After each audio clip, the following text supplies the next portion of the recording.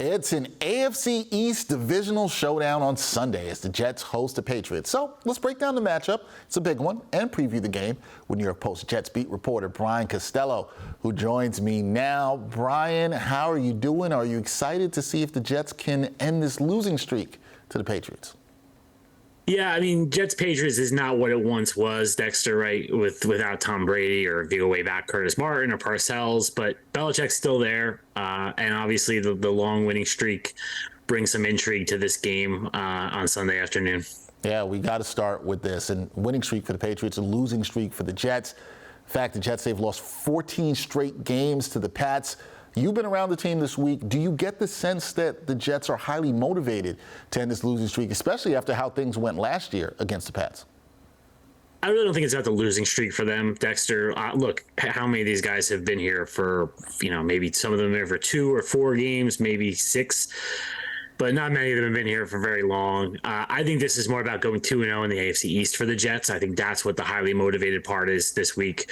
They, for everything that's happened, from losing Aaron Rodgers to getting blown out in Dallas, they can still come out of this on Sunday in a pretty good position. If they're 2-1 and 2-0 in the division, you feel pretty good. Like we talked about these first 6 games, Dexter, a lot before the season started.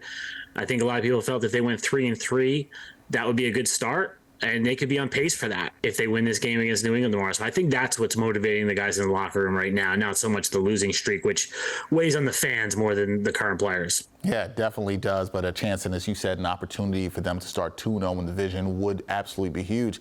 Speaking of the fans, the play of Zach Wilson week to week, that's something the Jets fans are keeping an eye on, especially after he struggled last week against the Cowboys. Do you think there's extra pressure for Wilson to perform better in this game? And if he doesn't, will talks of the Jets getting another QB heat up even more? No, I don't think it's extra pressure. I think it's the same pressure it was last week, Dexter. And as far as the talks, I think that's all fans right now. I don't think the Jets are actually talking about doing anything. They're going to ride Wilson here. I think he has till the bye week, basically, to show what he can do. And, they were praising him. They felt he played pretty well in Dallas for, he was just under pressure. Everything when you talk to people at the Jets is, he just needs time. Like no quarterback could thrive under the conditions he played in Dallas. So, we'll see. The weather's supposed to be pretty bad on Sunday, as everybody knows. So not optimal conditions for a quarterback, but we'll see what Zach can do. And they ruled out Dwayne Brown this afternoon, Dexter, at left tackle. So the offensive line, much criticized last week, will now have a backup left tackle. We're not sure who that will be yet. But, that's going to make things tougher on Zach Wilson as well.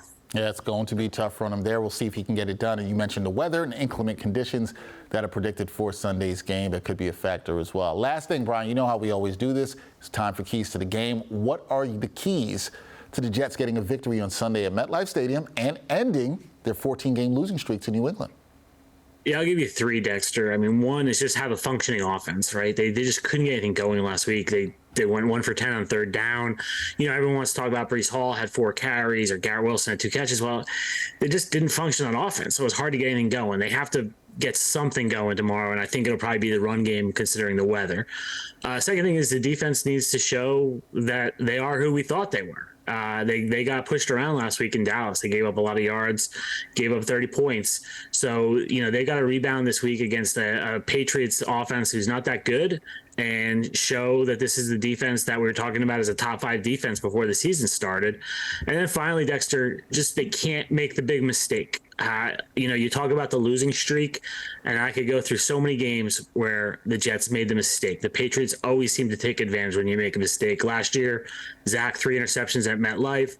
The punt return in Foxborough killed them.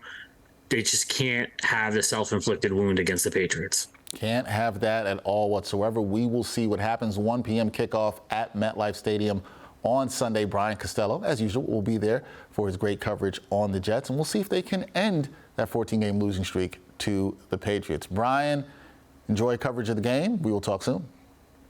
Thanks, Dexter.